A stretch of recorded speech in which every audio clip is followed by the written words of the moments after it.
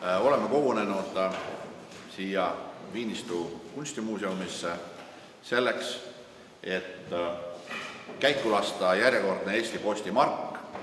Sedapuhku on uus postmark pühendatud Aleksander Varmale, kes on Eesti Vabariigi peaminister presidendi ülesannetes aastaist 1963–1970.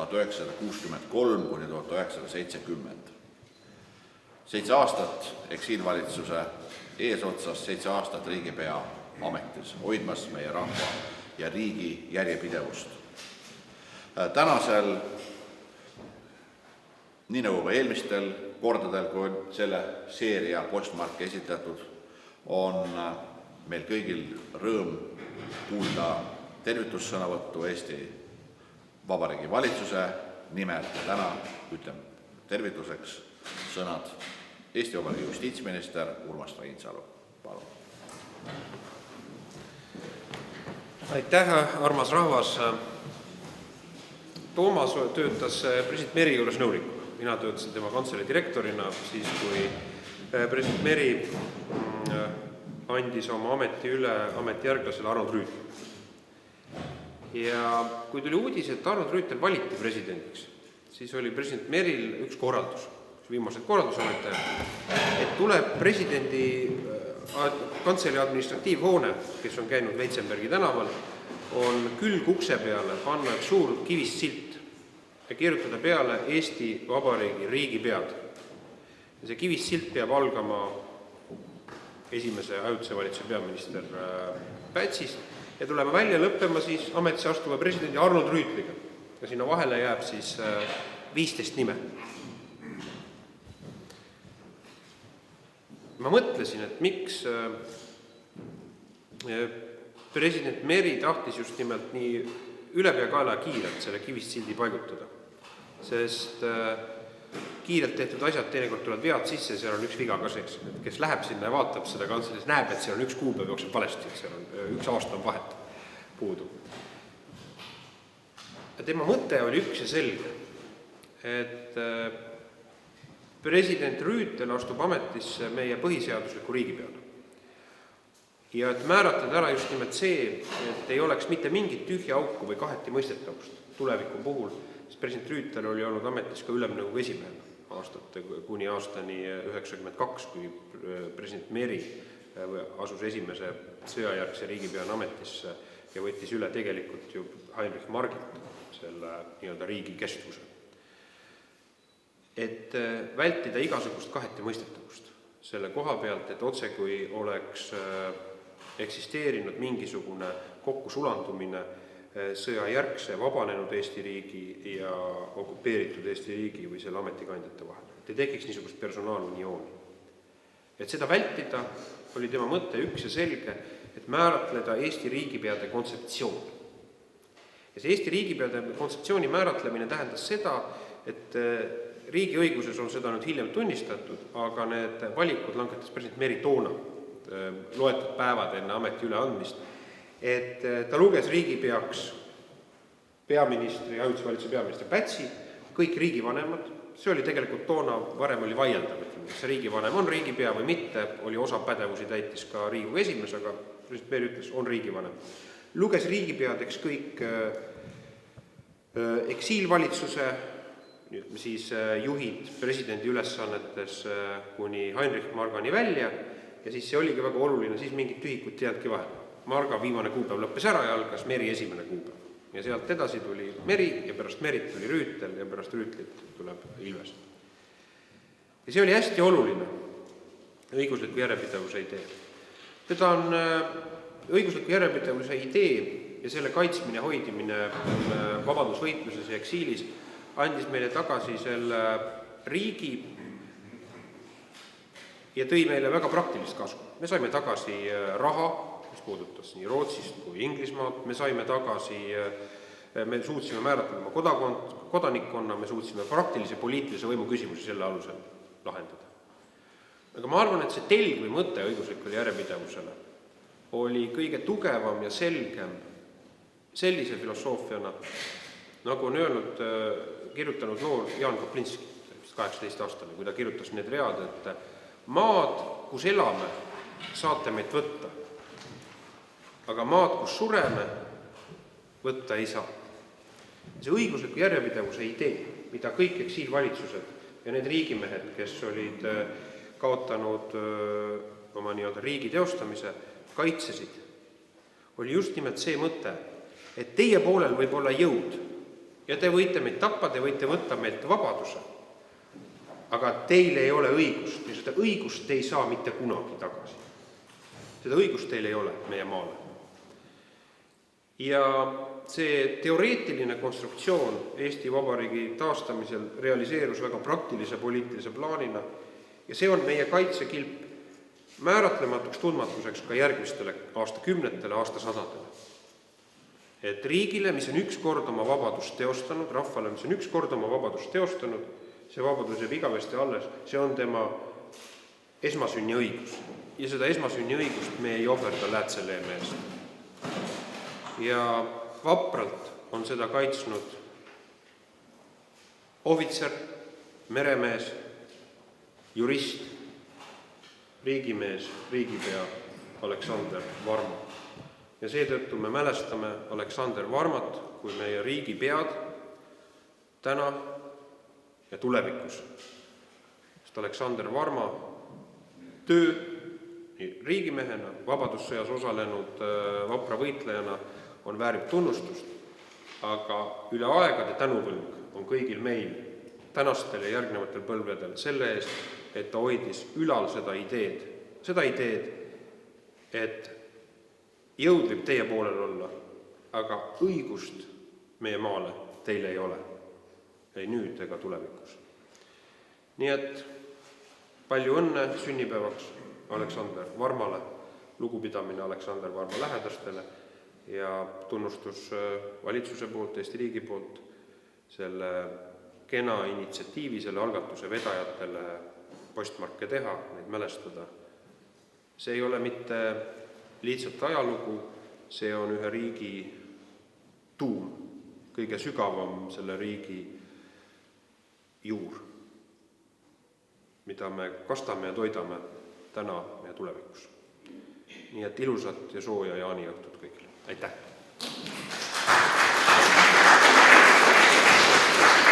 Ja nüüd kuuleme lähemalt, kes oli see mees, kes meil siin piltidelt vastu vaatab, Aleksander Varma, tema elust annab ülevaate Eesti mereväe ajaloonõunik Reet Naaber. Armsad koosolijad, on ühelt poolt võib-olla kerge, kui alguses mõelda rääkida Aleksander Varmast, aga samal ajal on see mingil määral ka raske, sellepärast, et lühidalt kokku võtta ühe nii olulise ja tubli riigiametniku elutöö, mida ju tegelikult Aleksander Varma oli, alates sellest, kui ta oli sõjamees, kes teenis Eesti riiki, lõpetades sellega, kuni ta oma elu viimaste päevadeni teenis Eesti riiki, töötas ainult selle nimel, siis see on küllaltki komplitseeritud asi. Õnneks tema kohta on siiski üht-teist järele jäänud.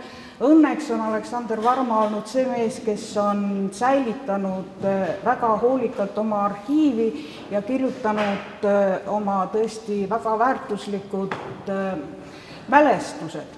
Ja nendest võib üht-teist lugeda ja leida tema elu kohta. Aga ma võib-olla räägiksin natuke seda, millest tavaliselt ei räägita. Sünnipäeva puhul võib ju meelde tuletada või mõtistleda praegu ka tagantjärele selle üle, et milline mees Aleksander Varma võis olla inimesena. Muidugi mina ei ole see õige inimene, kes seda peaks teadma, sellepärast et isiklikud kokkupuuted mul temaga loomulikult puuduvad. Teiseks, hinnangud, mis tavaliselt antakse, neid võib leida kas juubeliartiklitest või järelhüüdudest ja nagu me teame, on need tavaliselt natukene ühetaolised, kui niimoodi võtta. aga kui vaadata tema elulugu, siis torkab silma, et ta oli väga sihikindel mees. Ta ilmselt mõtles läbi oma plaanid, kui üks plaan läks vastu taevast või ühesõnaga ei õnnestunud, mida ta oli mõelnud, siis ta ei jäänud norutama, ta ei jäänud mõtlema, et nüüd on kõik läbi, vaid ta töötas edasi selle nimel, et oleks võimalik edasi areneda, midagi edasi teha. Sellepärast, et nagu siin on juba öeldud, eks ole, et ta oli meremees, tegelikult oli ta meremees, kes tahtis saada õpetajaks. Ja peab ütlema seda, et õpetaja amet on minu arvates ükskõik mis tasemel õpetatakse, üks väga missiooni teadlik amet, sellepärast, et tänu sellele esiteks õpib see, kes õpetab, aga teiseks õpetaja tavaliselt on ka kasvataja ja selle töö tulemus on väga suur. Ei õnnestunud tal saada kooliõpetajaks esialgu, kuigi hiljem ta õpetas nii mereväe ohvitsere, mereväe ajateenijaid, kui oli õppejõud ka ülikooli juures ja teisalt võib öelda, et kogu tema hilisem tegevus, see on ikkagi püüd inimestele mingisugust teadet edasi anda, mingisugust ideed sisendada ja seda oma viimaste päevadeni välja. Mereväelasena oli ta selline mees, kes jõudis praktiliselt välja ütleme tähtsuselt teisele ametikohale, mis Eesti merejõududes vabadussõja ajal oli, sellepärast, et ta teenis vabadussõjas ka mereväe staabiülemaga. Ja võrdluseks tänapäevaga peab ütlema seda, et tollel ajal, kui Aleksander Varma oli mereväe staabiülem, siis meil ei olnud 4 laeva ja mõnda sadant meest nende peal teenimas, vaid kogu Eesti riiklik mereasjandus, ükskõik mis oli allutatud staabiülemale. Ja tavaliselt on nii, et merejõudude juhataja, kes sellel ajal oli admiral Pika, teeb suured otsused, aga selle tavalise igapäevase ränga töö teevad ära tavaliselt alluvad ja kõige suurem töö on tavaliselt staabiülem. Nii et ei ole midagi imestada, kui vabadusrist anti Aleksander Varmale selle eest, et ta tegi ära hindamatu töö merejõudude personali küsimuste lahendamisel ja merejõudude organiseerimisel, kaasa arvatud igasugused normdokumendid, mida oli vaja sellel ajal välja töötada, kes on võib-olla seisnud nüüd meil uuesti bürokraatia väljatöötamisel või seaduste väljatöötamise juures teab, milline suur töö see on. Nii et selles osas peab ütlema, et langes talle suur koormus. Ja ilmselt tänu sellele, et ta tundis, et võib-olla tervis ei ole nagu kõige parem merel sõitmiseks, hakkas ta ennast ette valmistama ametnikutööks tegelikult. Sellepärast ta läks õppima Tartu Ülikooli, õppis Tartu Ülikoolis juurat ja muide oma esimese auhinnatöö Tartu Ülikoolis kirjutas ta teemal, mis puudutas riigi peatähtsust riigist, nii et siis, kui temast tõesti sai peaminister presidendi kohustes, siis selleks ajaks oli tal ilmselt juba enam-vähem selge, millise suure koorma see ühele mehele paneb. Tema diplomaaditöö algas, ütleme suhteliselt hilja, aga nagu üks tema järeltulijatest Soome saadiku kohal Mati Maasikas on hiljem kirjutanud, sai temast Eesti üks uue põlvkonna kõige paremaid ja kõige kiiremat karjääri teinud diplomaat, kes oli tõesti väga hea diplomaat. Ega see diplomaaditöö, kaasa arvatud töö Välisministeeriumis, kus tal oli ka väga palju tegemist just nimelt igasuguste seaduste väljatöötamise, igasuguste väga keeruliste küsimuste lahendamisega. Ja näiteks probleemid, mis olid seotud meie maareformiga. Teame, kui tähtis meie jaoks oli maareform ja kõikide nende küsimuste lahendamisel, mis sellega olid seoses, oli tema just nimelt Välisministeeriumis põhimees, kes sellega pidi tegelema. tema saadikuks olemise kohad olid, ütleme, niisugused sümboolselt rasked ja saadikuks olemise aeg oli väga raske, sellepärast et ta oli Eesti riigi esindajaks Venemaal, vahepeal oli võib-olla natukene niisugune kergem koht, oli Leedus olla ja kõige viimane ja kõige raskem koht võib-olla võib öelda, et oli olla Soome saadikuks. Saadikuks olemise aeg, 30. aastate lõpp, on teatavasti meil üks väga keeruline ja siiamaani mitte päris üheselt mõeldav ja mõistetav periood.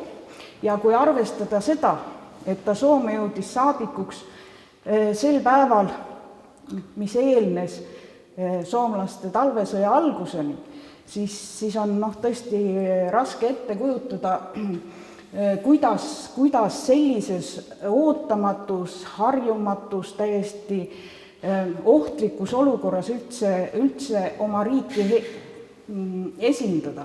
Kusjuures enne seda oli ta pidanud osalema ka väga ränkades otsuste tegemisel.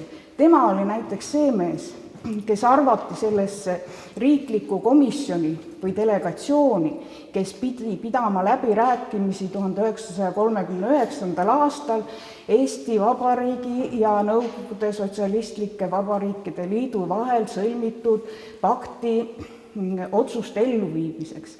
Nii et see ilmselt ei olnud ka nagu kõige hullem. Ja kui tavaliselt on niimoodi, et oma hinnanguid mingisugustele ettevõtmistele või otsustele, mis on juba tehtud, naljalt ei anta, siis see on üks väheseid juhtumeid, mis on mulle silma jäänud, kui Varma on öelnud oma arvamuse, mis läheb komisjoni arvamusest lahku, et mereväelased kippusid liiga kergelt ja liiga palju järele andma. Tavaliselt diplomaadid nihukesi lapsusi ei tee. Ja siis, kui see komisjon juba töötas, siis järgmine töö, mis tal oli. Järgmine komisjon, kus ta pidi juures olema, oli see, kus lepiti kokku, kuidas hakatakse sakslasi Eestist ära viima. Ja siis, kui see sai läbi, siis tuligi kohe Soome minek ja Soomes olemine ja Soomes tegutsemine, see on niisugune periood, mida on tõesti raske üldse kokku võtta. Ja minu meelest just tänu sellele, et ta suutis kõikidest nendest rasketest aegadest ka hiljem Rootsis elades siiski enam-vähem neutraalseks jääda ja tema kohta on väga palju öelnud seda, et tema oli selline mees, kes suutis omavahel rivalitsevad ja kohati suhteliselt vaenulikud olevad grupid, rühmitused omavahel panna siiski ühes suunas liikuma ja vähemalt ühe asja eest väljas olema. Nii et see on tegelikult väga suur ja oluline töö, mida ta vaikselt ja tagasihoidlikult on ilmselt teinud, rääkimata suhtlemisest välismaal. See, kui me praegu räägime, et keegi käib Londonis, keegi käib Genfis, keegi käib Strasbourgis, nad esindavad seal Eesti Vabariiki, aga Aleksander Varma käis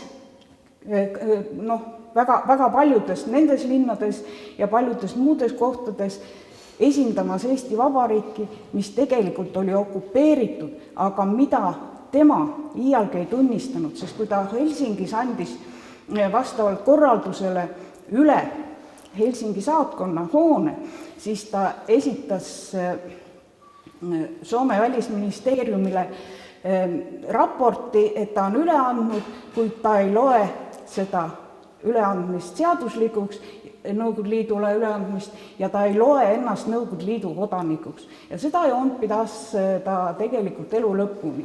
Ja kuna tema elu on nii pikk ja huvitav, siis ma kardan, et ma ei jõua kuigi palju sellest rääkida. Mida ma tahaks veel võib-olla meelde tuletada, on see, mis iseloomustab teda kui väga töökat inimest. Märkimisväärsel päeval, 21. juunil 1940 avaldati veel ilmuvas meie Päevalehes juubeliartikkel, nagu artikkel ikka, ja selle juurde oli kirjutatud, et meil on olemas üks väga tüse töömees, tolleaegses kõnepruugis. Ja see, et ta väga palju tööd tegi, et ta kirjutas väga palju ja kindlasti kasutas kirjamarke hästi palju, aga mul on kahtlus, et ta kasutas võib-olla veelgi rohkem kullereid ilma markideta, sest tema kirja pandu, mis on avaldatud näiteks kas või ajalehtedes, ajakirjades või kuskil mujal ja see, mismoodi on tema suhelnud väga paljude inimestega, see on tõesti hiiglasuur. Ja veel praktiliselt oma surma eel, ta suri ju 1970. aasta 23. detsembril, jõudis ta valmis kirjutada järgmise pöördumise Eesti rahva poole, mis avaldati siis pärast tema surma Rootsis Teatajalehes. Ja teemad, mida ta seal puudutas, need on minu meelest aktuaalsed tänapäevani. Kõigepealt Eesti Vabariigi järjepidevus, et me ei tohi seda ära unustada. Teiseks see, et me ei tohi usaldada neid lepinguid, mis peetakse ja eriti neid, mis kirjutatakse alla diktatuuririikidega. Kolmandaks, kõige pikemalt peatus ta sellele, et Eesti inimesed peavad ennast harima, aga mitte ainult seda, et nad õpivad mingisugust eriala, vaid nad peavad ennast harima selleks, et järgida oma rahvuslikku joont ja kooskõlastada ehk nagu see on kokku sulatada, nagu tema kirjutas, seda teiste rahvaste omaga, aga mitte enda oma kaotama. Ja see oli tegelikult tema viimane läkitus. Ja ma tahaks nüüd lõpetada sellega, kuidas iseloomustas teda kontradmiral Herman Saltsa, käed natuke lühikeseks. Asi on selles, et nagu ma ütlesin, et tavaliselt leheartiklid on väga ilusad ja me enamasti suhtume sellesse, et see käibki niimoodi. Aga sõjaväelastele, üldiselt teistele riigiametnikele ka, aga sõjaväelastele koostati siis ja koostatakse ka praegu iga aasta atestatsioon ehk antakse hinnang nende isikuomadustele ja nende tööle. Ja see on niisugune dokument, mis on ametlik, mida isegi ei näidata kõigile, eks ole, ja mille kirjutab selle atesteeritava isiklik ülem ja kinnitab siis kõrgem ülemus. Admiral Saltsa kirjutas pärast seda, kui Varma oli uuesti staabiülema ameti andnud admiral Saltsale tagasi, kirjutas tema kohta niimoodi. Karakter hea, kohusetunne väga hea, vilumus teenistuses suur, initsiatiivi ja energia töös suur, on mehine, distsipliini pidamine väga hea, ümberkäimine rahvaväelastega ja vahekord nendega väga hea, kogu kokkuvõte väga hea. Äkki küll Saltsaga töötasid nad pikka aega koos ja Saltsa kindlasti teadis väga hästi, tundis seda pikemat aega, aga hiljem, kui ta teenis juba sõjaministeeriumis, siis tuli siia juurde ainult veel üks rida, mille kindral Lill juurde kirjutas ja see oli sinna erinevalt teistele lisaks oli veel see öeldud, et ta on seltskondlikult ja sõjaväelaslikult väga hästi kasvatatud. Nii et järelikult juba 30-selt olid Aleksander Varmal välja kujunenud need iseloomujooned, isiksuse omadused, mis on temast tõesti kujundanud sellise väljapaistva riigitegelase. Ja lõpetuseks veel nii palju, et kuna me oleme praegu siin kunstimuuseumis ja Aleksander Varma vaatab sealt pildi pealt ise meie peale, siis võiks lõpetada sellega, et lisaks kõigele muule oli ta ka kunstihuviline ja teda on näiteks võrreldud suure poliitiku Winston Churchilliga ja seda sellepärast, et nad mõlemad vanemas heas innustusid maalikunstist. See on lühidalt kõik. Aga nüüd on meil kõigil suur au anda sõna Aleksander Varma perekonna esindajale Riina Alepile tervituseks. Palun. Mul on tõeliselt õnnelik, et ma saan veel kord nii ilusasti oma Aleksi sünnipäeva pidada ja eriti siin Viimistul. Minule oli Aleksander Varma onu Aleks. Meie perekonnas sugulaste ja ligemate sõprade hulgas teda kutsuti ka Suur Aleks. Meil oli nimelt 2 Aleksanderit. Üks väike ja teine suur. Minu isa nimi oli ka Aleksander Alep. Onu Aleks oli minu isa õe Marta Varmaga abielus. Ja minu papa oli lihtsalt lühiksem kui onu Aleks. Ja siis sai nendest väike ja suur Aleks. Hüüdnimi Suur Aleks sobib onu Aleksile väga hästi, sest minu meelest ta oli tõesti nii suure ja sooja hinge ja vaimuga inimene. Onu Aleks oli 57 aastat vana, kui mina sündisin ja mina olin 23 aastat vana, kui tema siit maailmast lahkus.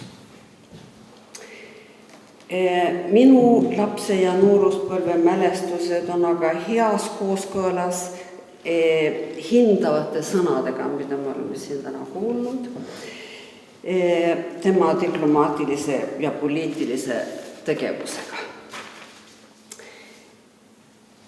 Vaatame, kas läksid õieti panede leheküljed. Jah, nii.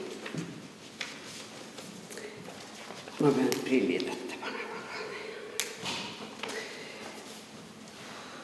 Ei kuulnud teda mitte kunagi teisi taga rääkimas, kui siis sel juhul väga diskreetselt.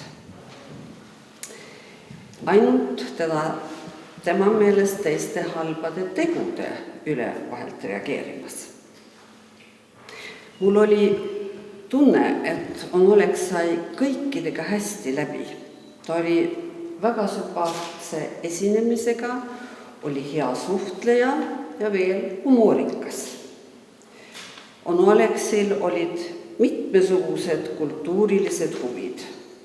Koos Tädi Martaga korraldasid näiteks oma kodus tihti kultuuriõhtuid.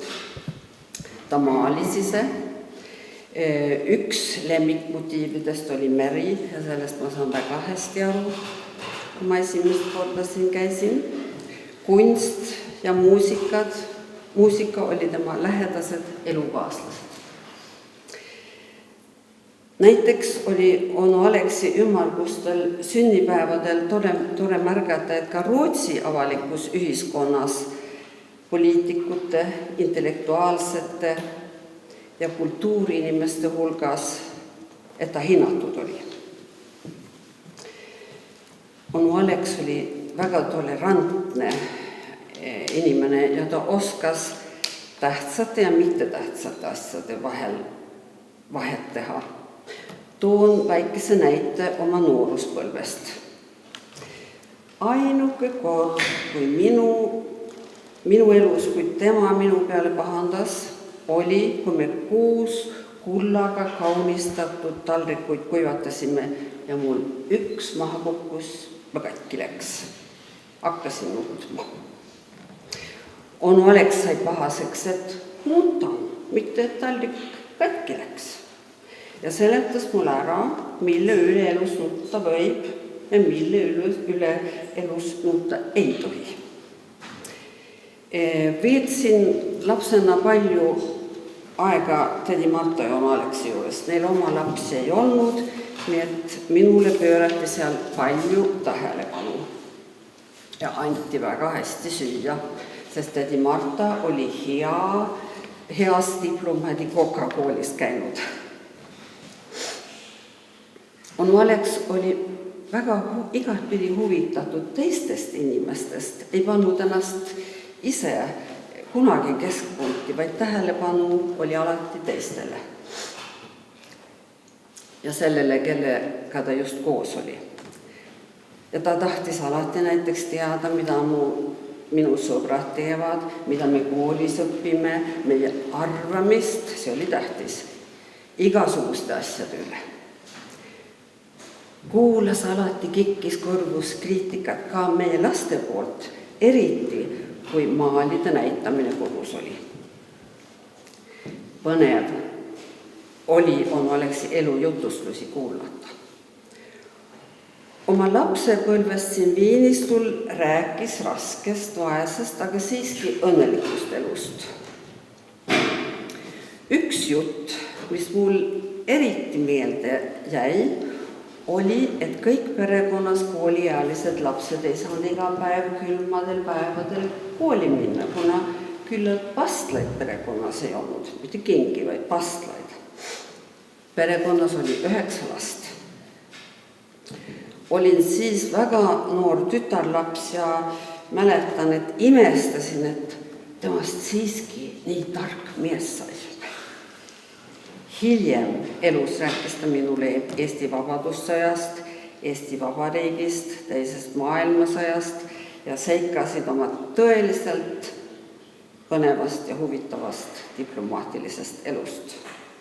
Minu silmaring laienes sellega, tänu sellele ja suurendas minu huvi Eesti ja poliitika vastu. Imetlen tänapäevani Onu Alexi järjekindlust, sitkust, et nendel rasketel aegadel peale sõda, kui suurriigid Eesti ja valdiriigid enam-vähem maha jätsid, et ta oma põhimõtetele truiks jäi ja nende eest võitles. Ilma, et oleks kunagi kuulnud teda nurisemas ega meeleheitvalt halisemas. Töötas oma surmani tõesti Eesti vabaduse eest.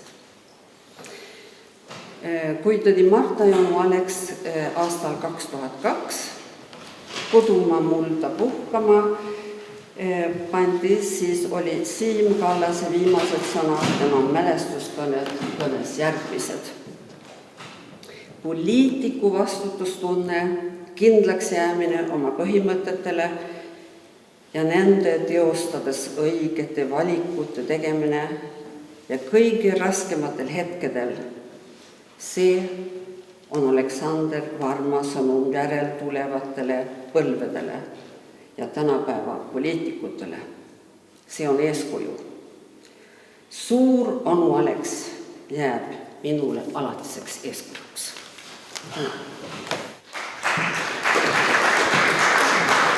Eesti Postil on suur au ja ka hea meel jäädvustada postmargiga Aleksander Varma 125. sünniaastapäeva. Kui me alustasime riigipeade margisarjaga, see oli aastal 2008, see on peaaegu 7 aastat tagasi, siis oli teada, et Eesti Vabariigi 100. sünnipäevaks on Eestil olnud 18 riigipead. Tänane Aleksander Varma sünniaastapäevale pühendatud mark on järjekorras juba 14. Nii et samm-sammu haaval me liigume lähemale oma kalli riigi 100. sünnipäevale ja selleks pühendatud, või ütleme riigipeale pühendatud postmarkidega oleme siis jõudnud 2018. aastaks 18. margini. Kui nüüd rääkida Aleksander Varma postmargist, siis see postmark on mõeldud Eestis kasutamiseks, tema nominaal on 55 eurosenti, tiraaž on 40 000 ja nagu ikka postmargid on ka see postmark trükitud Vabamaa trükikojas. aga meenutamaks tänast päeva, siis lisaks esimese päeva templile on teil kõigil võimalik ka pärast siin saada ka riigipeade margisarjale pühendatud tempel. Ja selle kauni margi on kujundanud meie kõigi poolt palavalt armastatud kunstnik härra Lembit Lõhmus ja tänase päeva meenutuseks siis mul on hea meel üle anda selle margi poogen justiitsministrile ja siis pärast Lembit tuleb ja signeerib selle suure margi väljatrüki, mille me siis hea meelega kingime Aleksander Varma lähedastele. Nii et Eesti Posti poolt ka palju õnne kõigile tänase tähtsa päeva puhul ja nüüd ma siis annaksingi justiitsministrile üle selle margi poogen.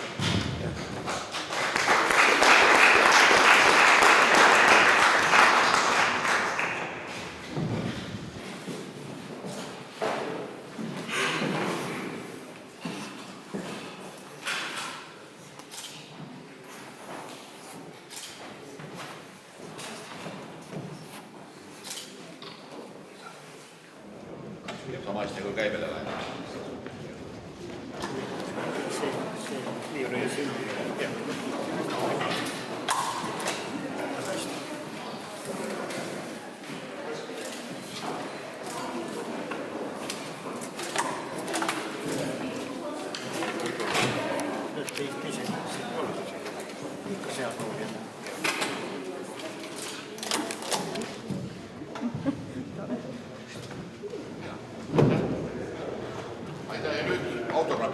Ma küsiks ministri autotunni ka.